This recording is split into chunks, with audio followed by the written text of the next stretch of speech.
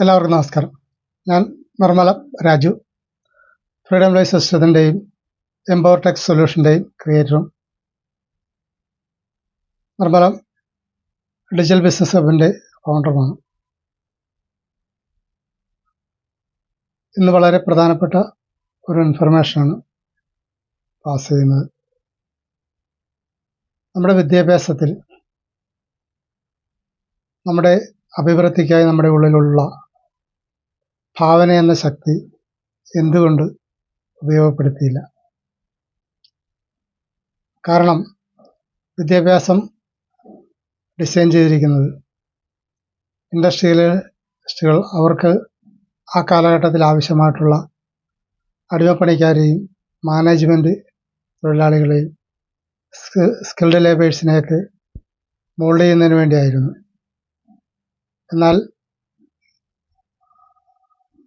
ബ്രിട്ടീഷുകാർ നാടുവിടുകയും ഇന്ത്യക്ക് സ്വാതന്ത്ര്യം കിട്ടുകയും ചെയ്തെങ്കിലും അന്ന് ഡിസൈൻ ചെയ്ത അവരുടെ ദീർഘവീക്ഷണവും ആ വിദ്യാഭ്യാസത്തിൻ്റെ നയത്തിൻ്റെ പവറും ഇന്നും അത് തന്നെ പിന്തുടരാൻ നമ്മളെ പ്രേരിപ്പിക്കുന്നു.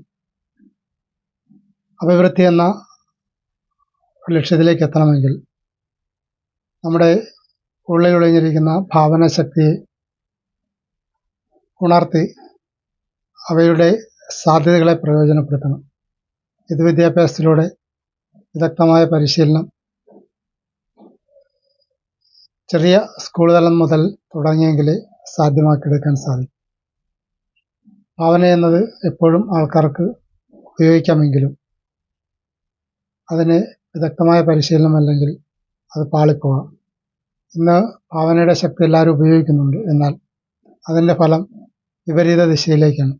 ഇത് എന്തുകൊണ്ടാണ് സംഭവിച്ചതെന്ന് വെച്ചാൽ വിദ്യാഭ്യാസത്തിലെ ഈ പാളിച്ച തന്നെയാണ്.